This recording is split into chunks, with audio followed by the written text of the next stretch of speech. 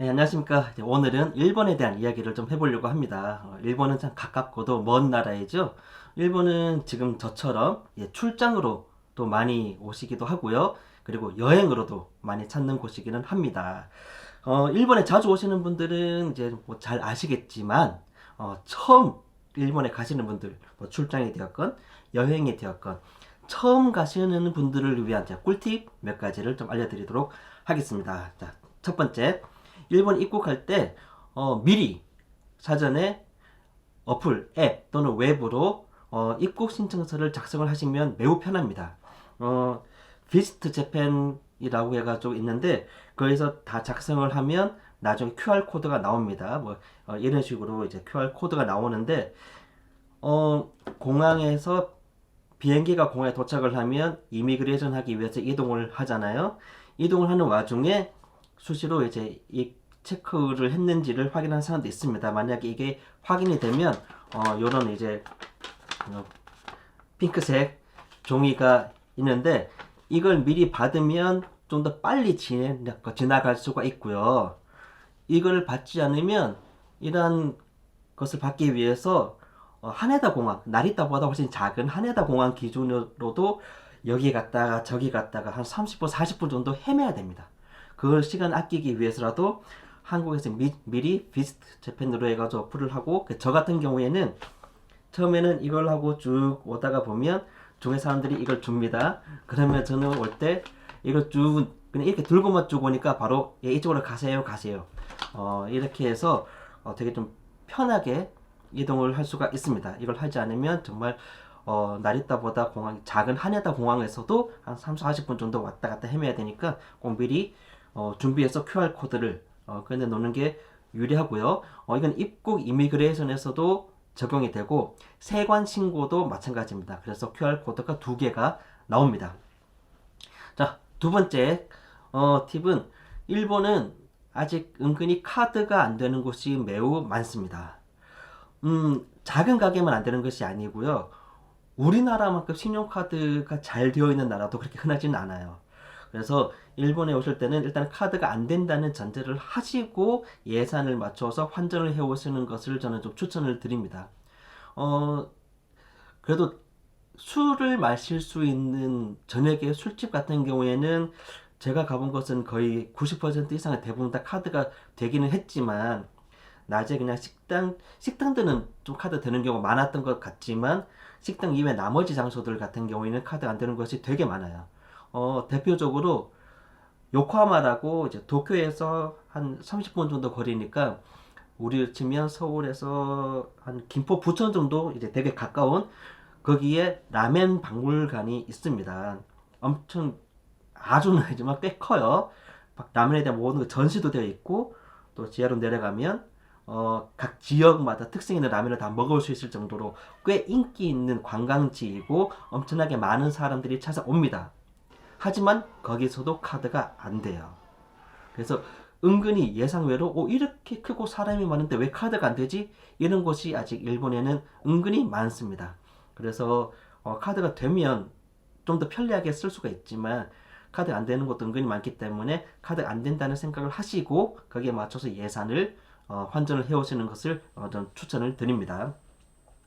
그리고 이제 세 번째로는 호텔에 대한 이야기를 말씀을 드릴 텐데 일단 호텔은 우리나라 모텔보다도 좀 못하는 것이 되게 많습니다. 못하다는 말이 어떠냐면 어, 방이 일단 너무 작고요. 지금 제가 있는 방 사실 방 모든 것이 다 나왔습니다 이미. 방이 되게 작고요.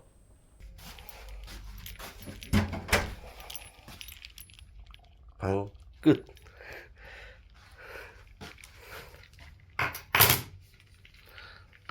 여기도 좁고 의자 나오는 게 이게 끝. 일본에는 대부분 이런 식으로 침대에서 조절할 수 있게 불도 켤 수 있고 여기도 방풍기를 켤 수 있고 이게 또 이런 식으로 침대에서 조절할 수 있고 110V 화장실은 이런 비데가 다 있고 끝.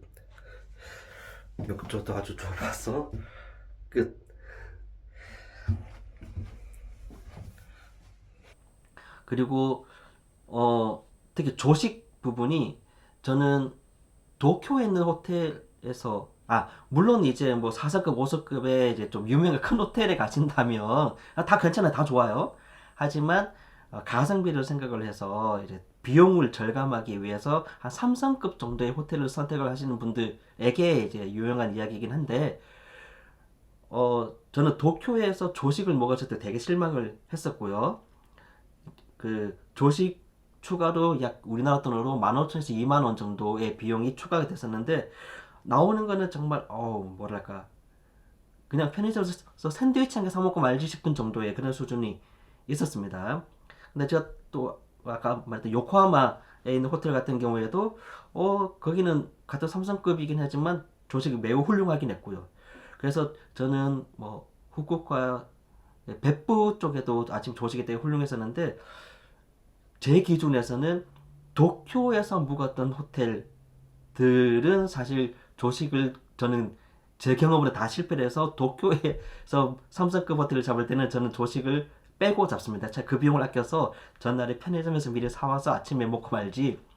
하지만 약간 지방 쪽으로 내려갔을 때는 조식이 좀 매우 훌륭해서 조식을 미리 호텔에 한번 확인을 해보시고 뭐 그거는 뭐 구글링해서 사진 찾아봐도 되고 아니면 호텔을 예약할 때 거기에 따른 뭐 이메일을 보낸다든지 아니면 호텔 예약 사이트에도 사진들 있을 때 조식에 대한 사진들 보시고 괜찮다 싶으면 그에 해당하는 비용을 지불하고 조식을 드시는 게 좋고 그게 아니라면 조식에 대한 비용을 좀 세이브하고 차라리 전날에 미리 일본 편의점 되게 우수한 건 아시잖아요. 그렇게 활용하시는 것이 더 유리하지 않나 생각이 듭니다. 근데 제가 먹어봤던 그 조식이 나오는 호텔들 일본 각지에서 10여 군데를 먹어봤는데 조식 그 도쿄를 제외한 나머지 지방에서는 매우 훌륭합니다. 매우 훌륭하고 그리고 맛집 투어를 하실 때 호텔 조식을 드시는 그런 계획을 잡으신다면 카레집은 제외하셔도 된다고 저는 자신있게 말할 수 있습니다. 일본 카레가 되게 맛있거든요. 되게 맛있는데 제가 먹었던 조식이 나오는 호텔들의 그 조식은 카레가 기본 다 베이스로 깔려 있습니다. 근데 호텔 조식에 나오는 카레도 너무 맛있어요. 그렇기 때문에 맛집 투어를 하실 때는 카레는 아침 조식으로 드시고 다른 집을 한 군데라도 더 가시는 게 더 좋을 수가 있다라고 저는 그렇게 생각을 합니다. 그리고 호텔은 일본은 전기를 아직 110V 씁니다. 우리같이 동그랗게 220V가 아니에요. 삐죽 일자로 되어 있는데 110V를 쓰기 때문에 전압이 약한 경우가 많습니다. 그래서 우리 일반적인 핸드폰 충전기를 사용했을 때 충전이 되게 느리게 되는 경우가 있습니다.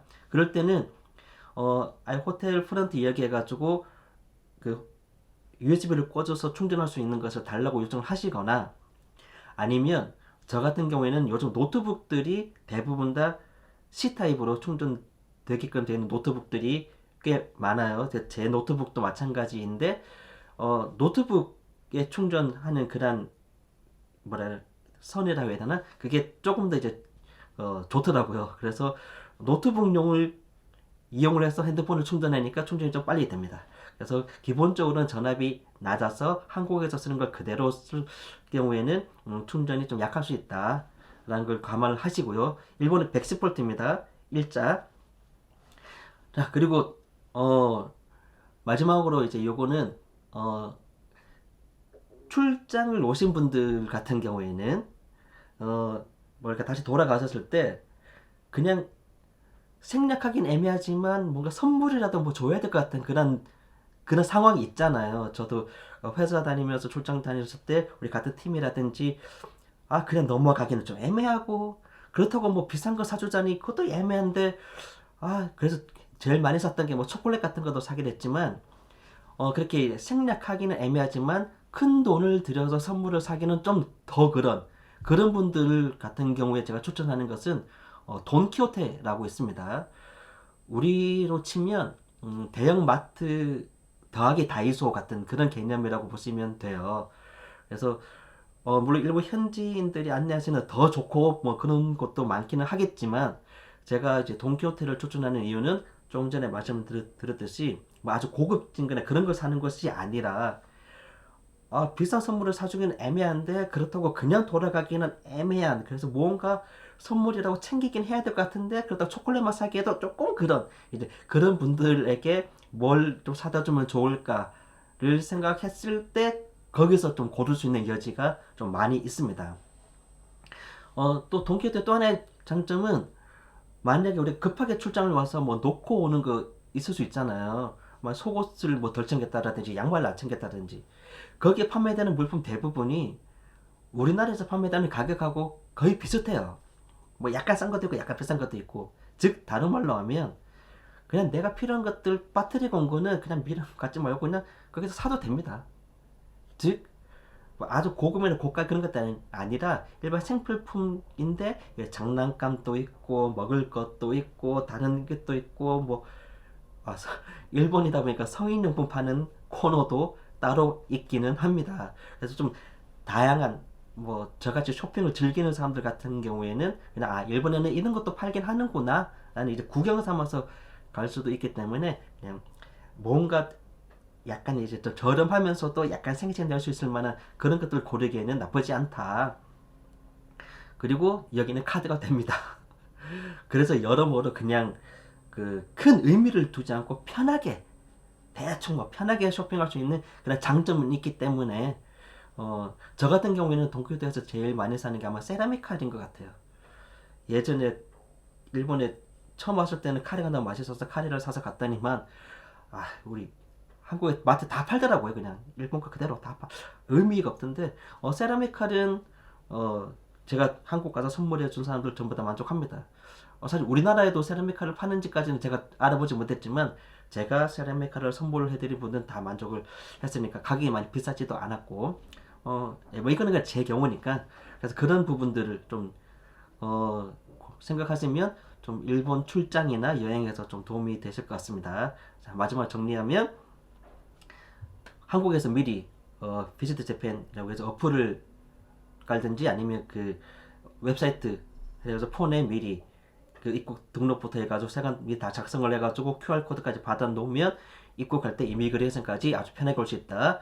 그리고 카드가 안 되는 것이 생각외로 많다. 여기가 왜 카드가 안 되지 싶을 정도 많다. 그리고 호텔은 일단 방은 되게 우리나라 모텔에 비해서는 너무나 열악한 시설이다라고 생각을 하시면 되고 그리고 그 조식 같은 경우에는 꼭 미리 확인하시는 게 가성비 차원에서는 유리할 수 있다. 그리고 조식을 선택을 하셨다면 뷔페식 조식에는 딱 카레가 포함되고 일본 카레 진짜 맛있어요. 카레가 포함되어 있으니까 마치토에서 카레는 좀 빼셔도 될 정도로 괜찮은 맛있게 잘 나온다. 그리고 110V이기 때문에 충전이 약하니까 노트북용을 사용을 하시던가 아니면 호텔 프런트에서 받아서 가시는 것이 좋다. 그리고 마지막으로 너무 그냥 넘어가긴 애매하지만 그래도 고가를 선물을 사주기는 더 애매한 그런 분들에게 가볍고 그냥 약간 의미만 줄 수 있는 그런 선물을 사기에는 돈키호테 같은 곳을 이용하는 것도 괜찮다. 이것만 이용하시면 일본 출장이나 여행길에 좀 많은 도움이 되시리라 생각을 합니다.